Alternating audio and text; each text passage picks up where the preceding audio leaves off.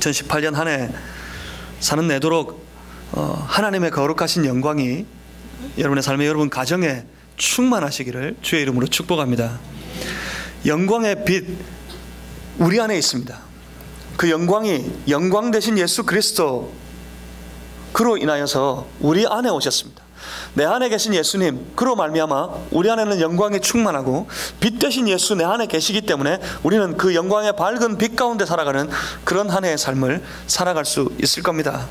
그래서 우리는 서로에게 축복할 수 있습니다. 우리 각자에게 있는 예수로 말미암아 우리 각자가 다 영광되고 우리 각자가 다 빛되었기 때문에 우리는 서로에게 그렇게 축복할 수 있습니다. 하늘의 복 많이 받으십시오. 자녀들에게 권면할 수 있습니다. 하늘의 복을 받은 자녀가 되어라. 예수 그리스도 그 은혜가, 주님 주시는 그 복이 우리 안에 있기 때문입니다. 우리 한번 우리 자녀들에게, 또 우리 함께 예배드리는 우리 지체들에게, 형제와 자매들에게 한 번 더 축복하겠습니다. 새해 복 많이 받으세요.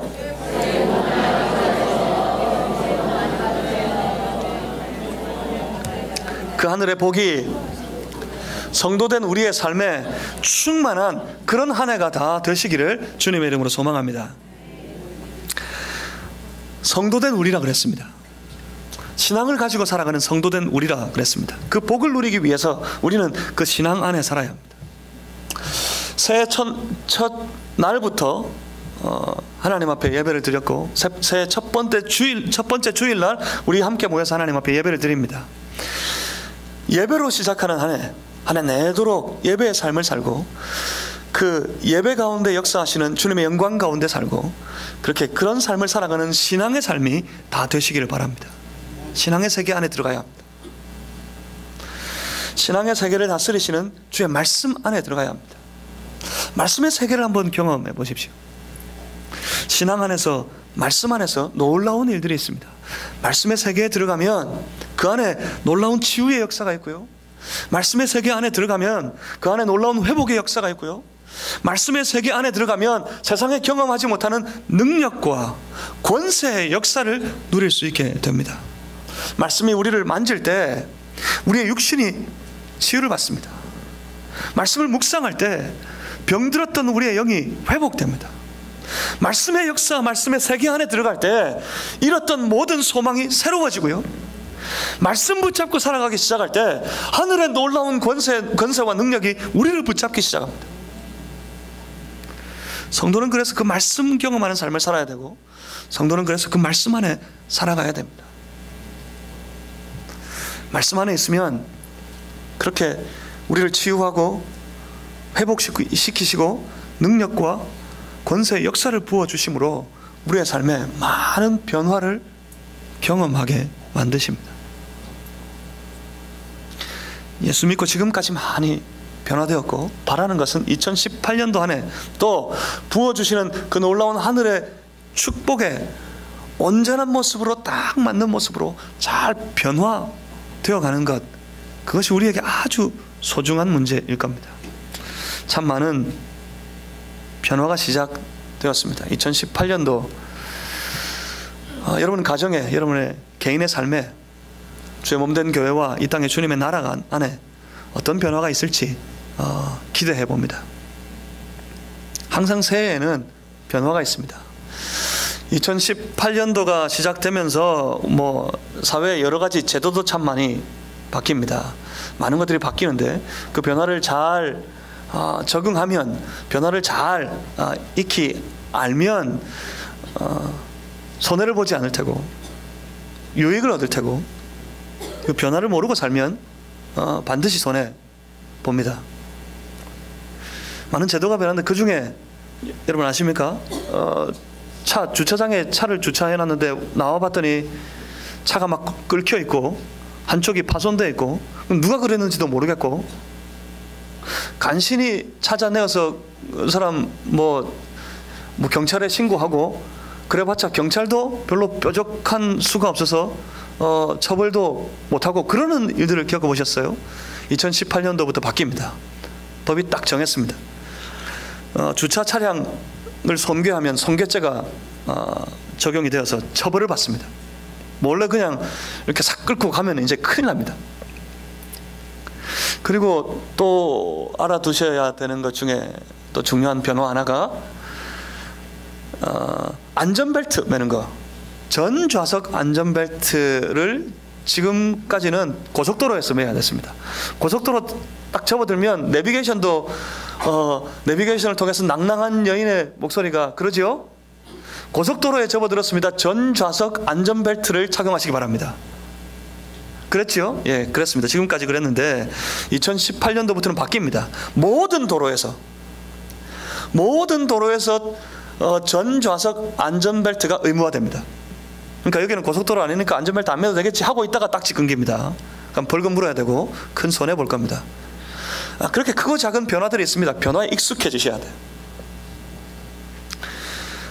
교회와 관련해서 2018년도를 시작하면서 제일 큰 변화가 하나 있다면 대한민국 건국 이래 대한민국 역사상 최초로 교회가 우리 목사들이 세금을 내야 된다 하는 사실입니다. 아마 작년부터 내도록 저 사회의 큰 논쟁거리 중에 하나가 이 종교인 과세 문제였을 것 같아요. 특별히 교회가 문제된 이유는 뭐 교회만 노리고 종교인들에게 세금을 부과하겠다고 시작한 것은 아닐 텐데 뚜껑을 열고 보니까 다른 어떤 종교인들보다는 교회와 목사님들에게 걸리는 문제가 워낙에 많아가지고 이것이 마치 교회를 타겟으로 우리 목사님들을 타겟으로 법과 제도를 만들려고 하는 그런 음모가 있는 것처럼 비추어집니다.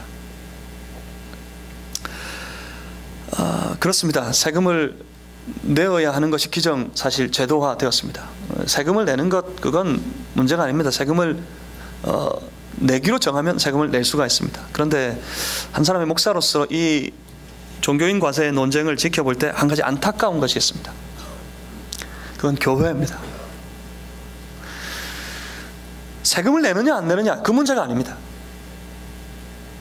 그것이 법적으로 근거가 있느냐 있지 않느냐 이건 따져봐야 될 문제겠지만 그래요. 내기로 정한다면 얼마든지 낼 수 있습니다.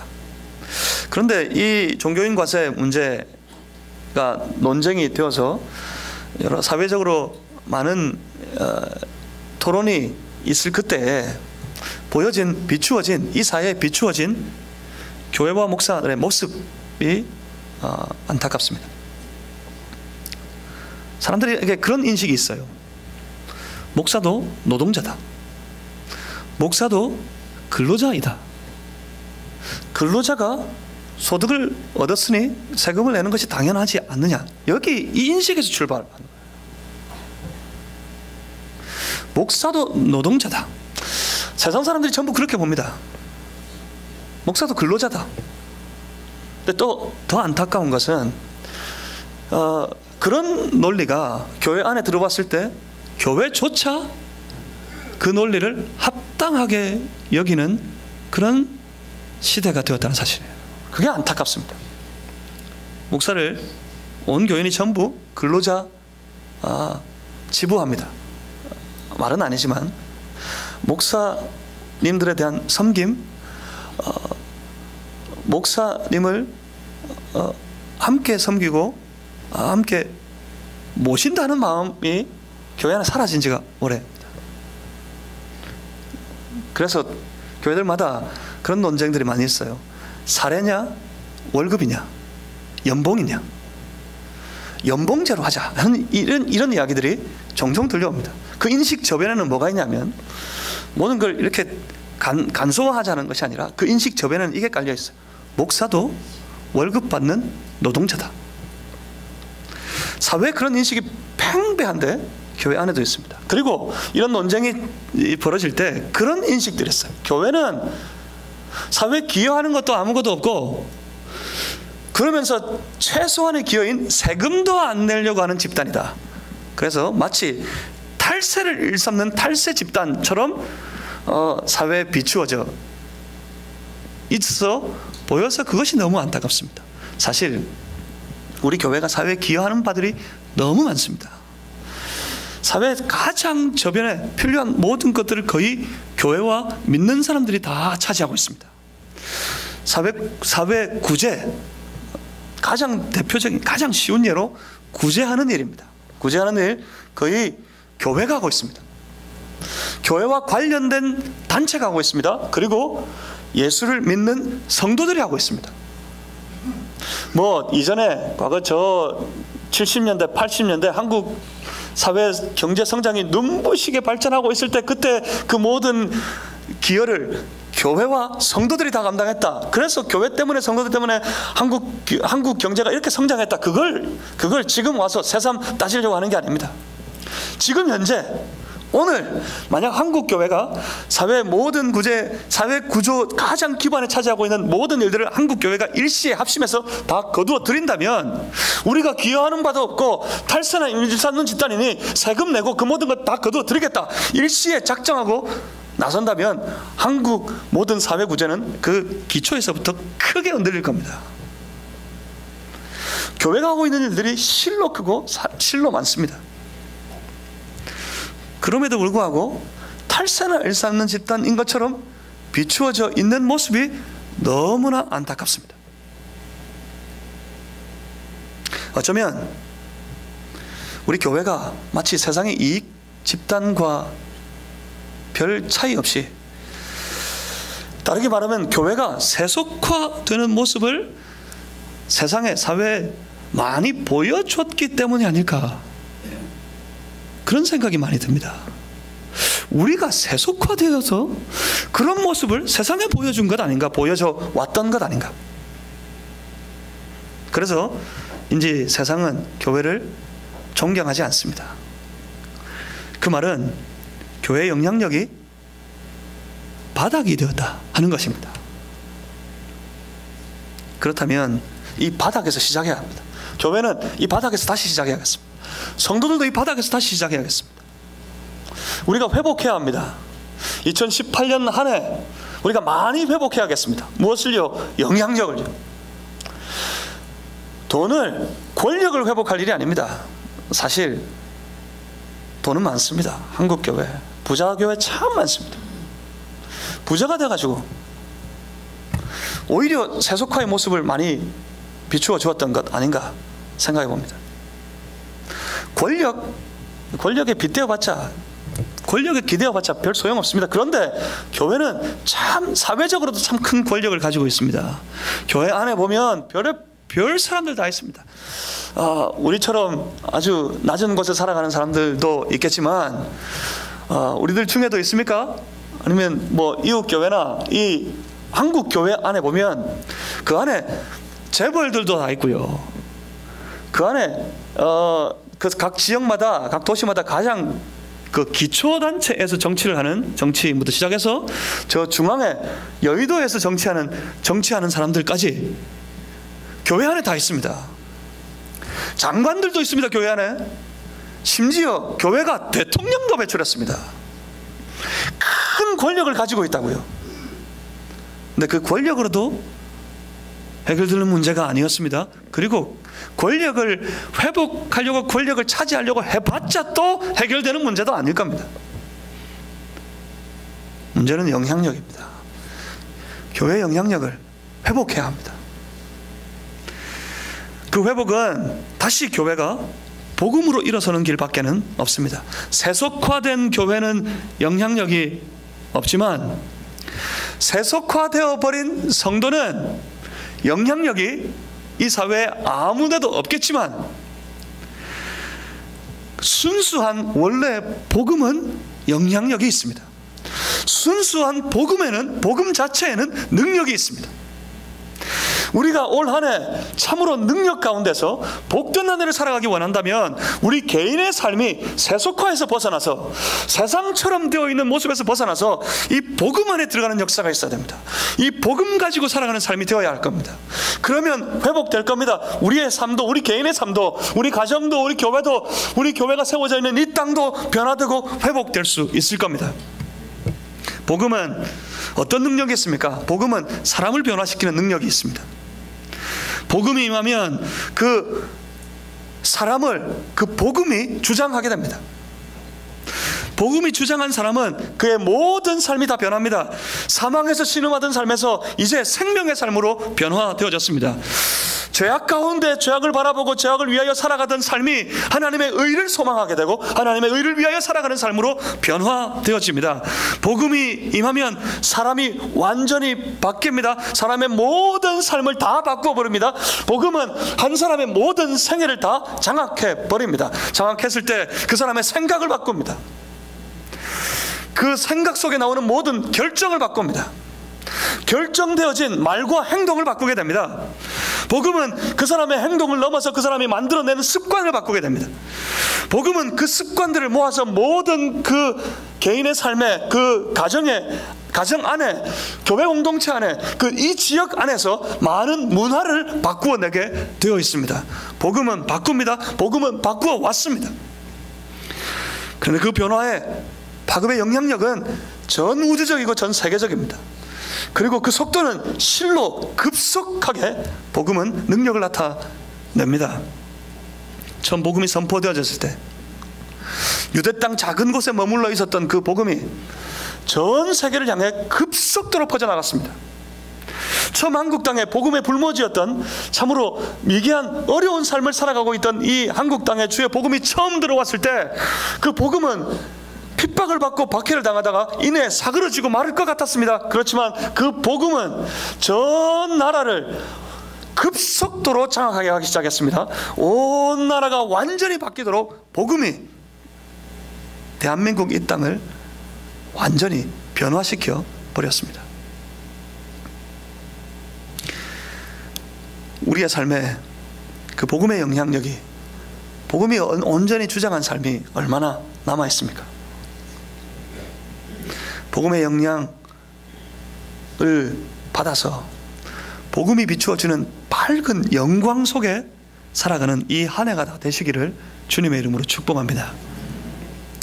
그런데 이 바닥에서 보니까 어느새 보이지 않습니다. 그렇게 능력 있는 그 영광의 복음이, 복음 가운데 선포되어지는 주의 말씀의 역사가 이 바닥에서 볼 때 어느새 잘 보이지 않습니다. 교회들에게, 그리고 성도들에게서 그 영향력이 보이지 않습니다. 고민입니다. 왜 그럴까? 어쩌면 복음이 힘을 잃은 것이 아니라 그 영광의 능력의 복음이 힘을 상실해버린 것이 아니라 어쩌면 교회가, 성도된 우리가 그 복음을 거역하고 그 복음에 배신된 삶을 살고 있기 때문이 아닐까. 오늘 보면 이사야 11장 9절의 말씀, 이 말씀은 메시아가 이 땅에 오셔서 나라를 회복시켰을 때 있었던, 이루어지는 일들에 대해서 주시는 말씀입니다. 그런데 이 말씀에 배경이 있습니다. 이사야 11장의 말씀은 메시아의 시대를 말씀하시는 건데, 그 메시아의 시대가 도래하기 되기까지 이스라엘의 상태와 상황에 대해서 알려주시는 말씀이 있습니다. 거기에서 시작이에요. 그러니까 이사야서는 여기에서 시작입니다. 이사야 1장 2절에 말씀합니다. 오늘 본문의 배경인데 1장 2절에 이렇게 말씀합니다. 하나님께서 이스라엘을 보시면서 하시는 말씀입니다. 내가 자식을 양육하였거늘 그들이 나를 거역하였도다. 여기서 시작입니다. 하나님의 탄식의 외침입니다. 분명히 내가 자식을 낳았고 자식을 양육했는데 그 자식이 나를 거역했다. 그것이 그때 이스라엘의 모습이었습니다. 우리가 먼저 확실하게 기억해야 될 것이 있습니다. 우리가 바로 그 자식이라는 사실이요. 그렇습니다. 우리는 하나님의 자식입니다. 뭐죠? 우리가 쉽게 흔히 하는 말로 우리는 누굽니까? 우리는 하나님의 자녀입니다. 우리는 세상 사람 아닙니다. 하나님의 자녀입니다. 우리가 하나님의 자녀라는 것은 무엇을 의미합니까? 하나님께서 우리의 아버지가 되신다는 고백입니다. 하나님이 우리의 아버지라는 믿음의 고백입니다. 우리가 하나님의 자녀이고 그 자녀를 하나님께서 아버지로 살피신다는 것을 의미하는 바가 그것이 의미하는 바가 무엇입니까? 우리의 아버지 되셨습니다. 우리 하나님의 자녀 되었습니다. 자녀는 누구의 돌봄을 받습니까? 아버지의 돌보심 속에 살아갑니다. 하나님이 우리 아버지시라는 말씀은 우리를 돌보신다는 말씀입니다.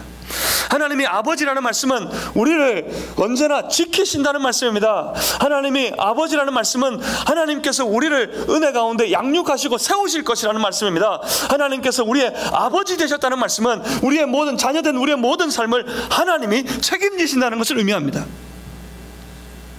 곁에 있는 여러분의 자녀들처럼 말입니다. 하나님이 책임지시는 하나님의 자녀입니다. 우리는. 그런데 하나님께서 그 자녀들을 보시면서 단식하시는 말씀이 뭡니까? 내가 분명히 내 자식을 양육했는데 그들이 나를 거역하였다. 자식이 그런 자식이 없기를 바랍니다. 여러분 자녀들 중에서 자식이 부모를 거역하고 그래서 그 집을 뛰쳐나가는 걸 뭐라 그러죠? 가출이라고 합니다. 가출하는 자녀가 없어야 됩니다. 가출. 집을 가출하면, 부모를 거역해서 집을 가출하면 어디를 갈까요? 가출했는데 자기 집에, 자기 방에 몰래 들어가 숨어 있다. 이건 가출이 아니겠죠. 자기 집 안에 머물러 있지 않습니다. 가출하면 어디를 갑니까? 집 아닌 곳을 돌아다니면서 헤매게 되어 있습니다.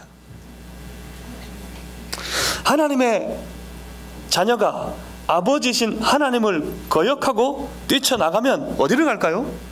하나님의 나라 아닌 세상을 향해 곧장 달려가고 세상을 헤매게 되어 있습니다. 하나님께서 급기야 자기 자녀들을 하나님의 나라 안에서가 아니라 세상 속에서 찾아야 되시는 그런 지경이 되어 버린 겁니다. 저 세상 속에서 세상을 바라고 세상을 소망하고 세상 붙잡고 살아가고 있는 자기 자녀들을 보면서 마치 세상처럼 되어버린 그 자녀들을 보면서 오늘 이전에 한 말로 세속화되어버린 자기 자녀들을 보시면서 하나님께서 가슴을 치시며 탄식하시는 말씀이 이겁니다. 내가 자식을 양육했거늘 그들이 나를 거역하였다. 그래서 나를 떠났고 저 세상을 헤매어 죄악 가운데 살아가고 있다. 그렇게 단식하십니다. 나를 거역했다. 다르게 표현하면 나를 배신했다. 하나님을 배신. 하나님을 배반해버린 하나님의 자녀들. 그들이 오늘 본문의 배경입니다. 그 이스라엘이 지금 영광의 말씀을 선포하는 그 말씀의 배경입니다. 하나님이 그들을 진노하셨습니다. 하나님이 진노하시면 곧장 심판이 찾아옵니다. 심판을 받을 겁니다. 이스라엘이 심판을 받을 거예요. 만약 이사야 1장 9절에 하신 이 말씀이 없었다면 이스라엘의 역사는 이 심판으로 끝장이 나고 말았을 겁니다. 그러나 이사야서 1장 9절에서 말씀하신 이 말씀 때문에 뭐라고 말씀하셨는가를 보니까 이사야 1장 9절에 이런 말씀을 주셨습니다. 생존자를 조금 남겨두지 아니하셨다면. 이 말씀은 아직 희망이 있다는 말씀이에요. 이 말씀은 조금 남겨두신 생존자가 있을 거라고 말씀하십니다. 조금 남겨두신 이 생존자들, 하나님은 하나님의 때가 되었을 때 메시아를 통해서 그 모든 조금 남겨진 생존자들을 부르시고 그들을 회복시키시고 그들로 말미암아 온 이스라엘 나라를, 이스라엘 백성들을 회복시키는 역사를 열어가시게 될 겁니다. 조금 남겨둔 생존자, 하나님께서 조금 남겨둔 이 생존자가 희망입니다. 오늘도 마찬가지입니다. 이 하나님께서 이 조금 남겨둔 생존자가 우리 안에 있다면 그들이 이 시대에, 이때 희망입니다. 그래서 이 종은 하나님 앞에 소망합니다.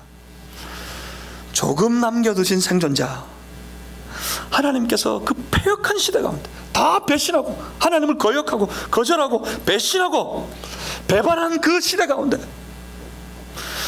그들 중에 구별해서 조금 남겨두신 생존자, 하나님이 하나님인 줄 알고 하나님을 따르고 하나님 소망하고 하나님 붙잡고 살아가는 그런 사람들, 주의 자녀들, 그 조금 남겨두신 생존자, 이 패역한 시대 가운데 구별되어진 우리 교회,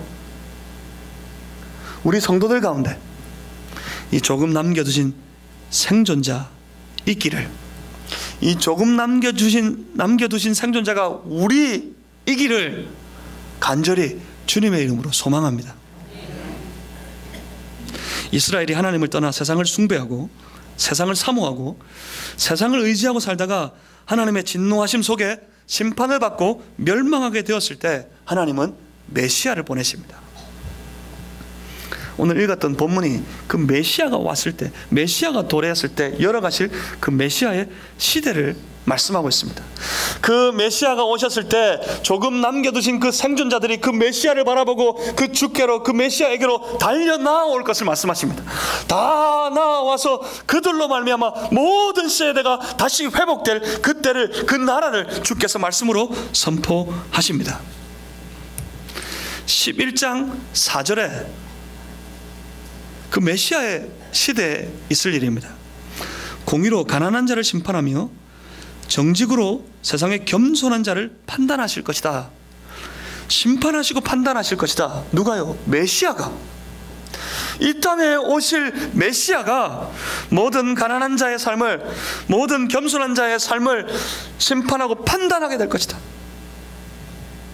그들의 가난을 살피고 그들의 겸손한 삶을 높이 들어 세우시고, 그리고 그 입의 막대기로 세상을 치실 것이다. 그 입술의 기운으로 악인을 죽이실 것이다.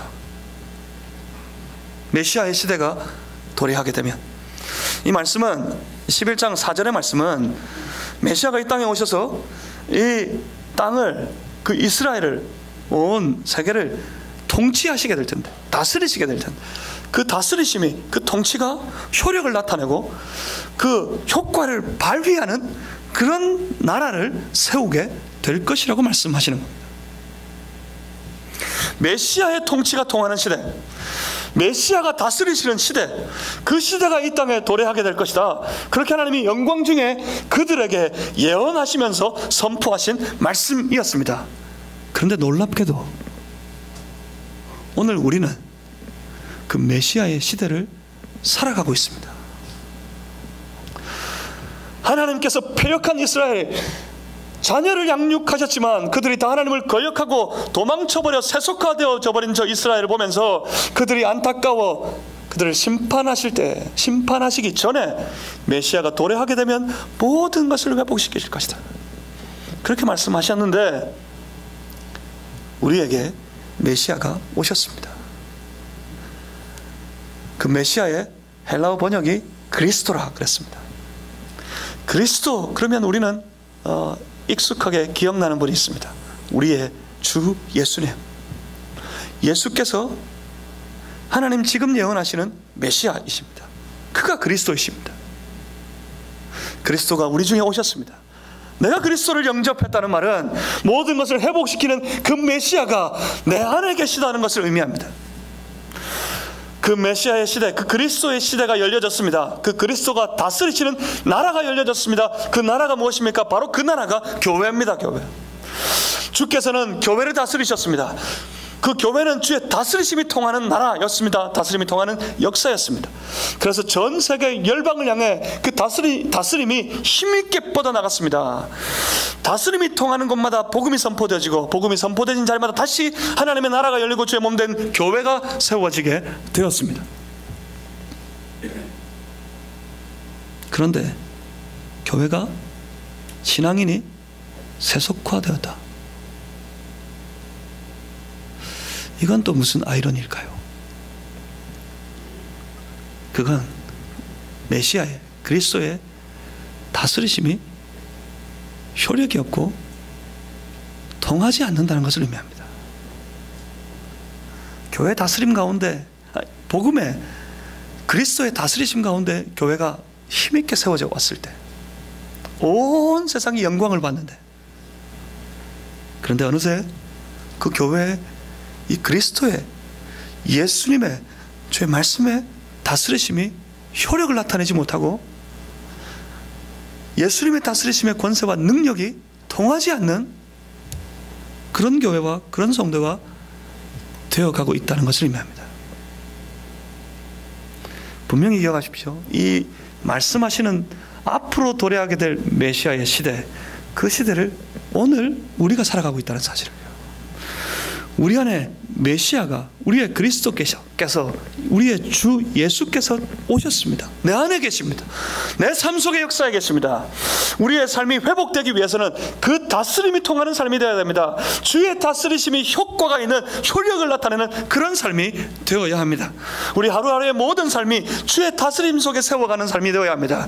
주의 말씀이 효력이 있고, 말씀이 내 삶을 주장하고 내 삶을 세워가는 그런 인생이 되어야 한다는 것을 의미합니다.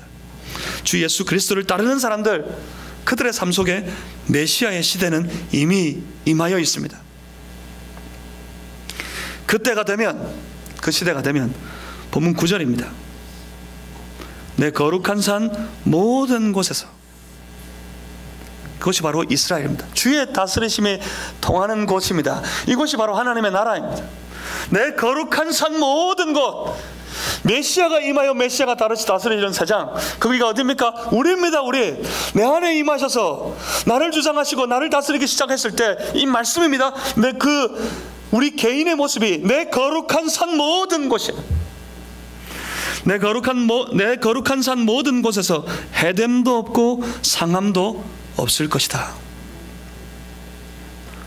육신의 해와 상함을 의미하는 것이 아닙니다. 이건 영적인 삶을 의미합니다. 그리고 이 삶은 해됨도 없고 상함도 없는 그런 삶을 살아가는 유일한 길은, 이 말씀은 철저하게 관계 안에서 주어지는 말씀입니다. 메시아가 임하게 될 때 하나님을 거역했던 모든 백성들이, 그들 중에 남겨진 적은 무리들이, 남은 자들이 전부 주께로 다 돌아와서 메시아 앞에서 하나님을 다시 보게 되고, 다시 그들이 하나님을 찾게 되고, 세상을 소망하고 세상을 붙잡고 살았던 그 모든 손을 내려놓고 이제 다시 하나님을 찾고 다시 하나님을 소망하고 하나님을 따라 살아가는 삶으로 회복되어지게 되었을 때, 온전히 하나님이 그들의 아버지가 되셨을 때, 그 말은 무엇을 의미합니까? 아버지이신 그분의 자녀로 회복되어졌을 때, 우리가 하나님의 자녀라면 아버지가 뭐 한다고요? 우리를 돌보신다고요. 아버지가 우리를 뭐 한다고요? 아버지가 우리를 지키신다고요. 아버지가 우리를 뭐 하신다고요? 책임지신다고요.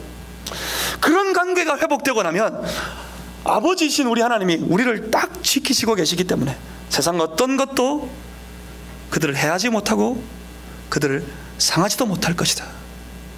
그렇게 말씀하시는 겁니다. 하나님이 여러분의 아버지시라면, 올 한 해 2018년 한 해가 하나님께서 여러분의 아버지가 되셨다면, 여러분 각 사람이 아버지의 자녀로 살아가시기만 한다면, 세상은 여러분들에게, 세상 어떤 권세도 여러분을 해하지 못하고 여러분을 상하지 못하게 될 줄을 믿습니다. 그리고 이것은 그 백성들 안에서도 마찬가지입니다. 우리가 어떤 세상의 무엇으로부터, 세상의 누구로부터 해됨도 없고 상함도 없다는 말은 우리 안에서도 마찬가지라는 말입니다. 하나님이 우리의 아버지가 되시면 전부 모두가 다 같이 하나님을 한 분 아버지로 부르게 된다면 우리는 뭘까요? 우리는 형제요 자매입니다. 우리는 형제가 되고 자매가 되었습니다. 한 분 하나님을 바라보는, 아버지를 바라보는 그 아버지 품 안에 살아가는 형제와 자매가 되었다는 말입니다. 그래서 그 형제와 자매이기 때문에 서로에게 해를 끼치지 아니하고 서로에게 상처를 끼치지 아니한다는 것을 의미합니다. 하나님과의 우리의 관계가 완전히 회복되면 형제와 자매의 관계가 회복되어지고, 회복되어진 그 관계는 서로 해를 끼치지 아니하고 서로에게 상처를 입히지 않습니다.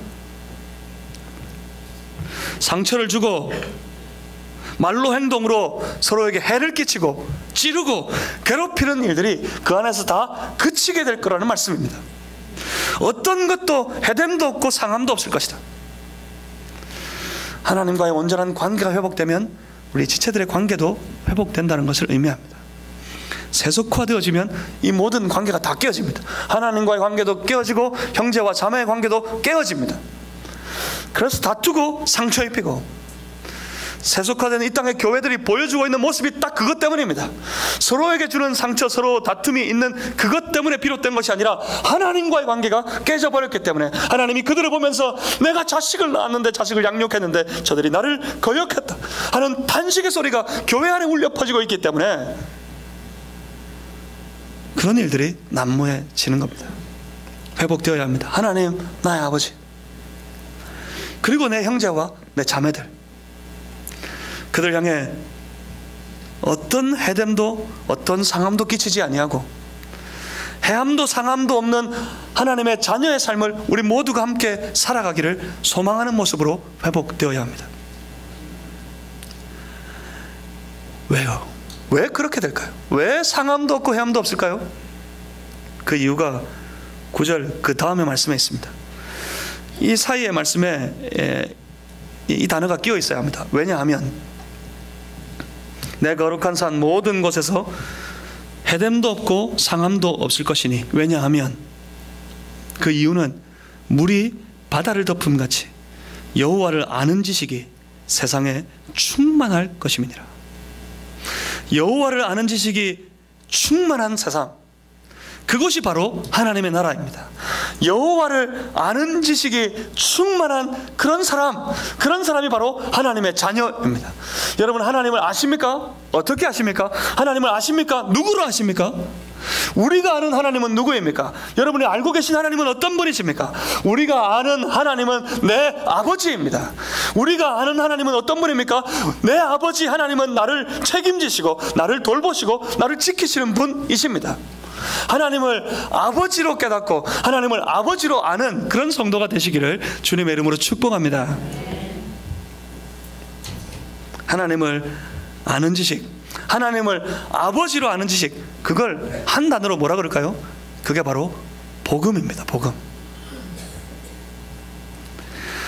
이제 여호와를 아는 지식, 복음이 세상에 충만할 때 세상 어떤 것도 교회를, 성도들을, 하나님의 자녀들을, 하나님의 나라를 해하지도 못하고 상하게 하지도 못할 것이다 선포하시는 이 말씀 앞에 우리가 해야 될 행동이 결정됩니다. 이 말씀이 우리를 주장하면 이 말씀 안에서 우리의 말과 행동이 결정되어지고, 그 결정되어진 말과 행동을 우리가 앞으로 하게 될 것이고, 그 결정된 행동으로 말미암아 우리의 삶의 습관이 만들어지고, 그 습관들이 모여서 문화를 생산하게 될 겁니다. 무엇을 결정할까요? 뭘 결정해야 될까요? 그 복음을 나타내야 됩니다. 하나님을 아는 지식, 하나님이 우리의 아버지 되셨다 하시는 이 복음을 우리가 선포해야 합니다. 우리가 해야 될 일이 바로 그것입니다. 하나님을 아는 지식을 세상을 향해 선포하는 그런 한 해의 삶이 되어야 할 것입니다. 그 복음 들고 나아가서 각자의 삶의 자리에서 창세기 1장 28절에서 나가서 땅을 정복하라 하신 이 명령의 말씀에 우리가 응답하고 반응하기 시작해야 됩니다.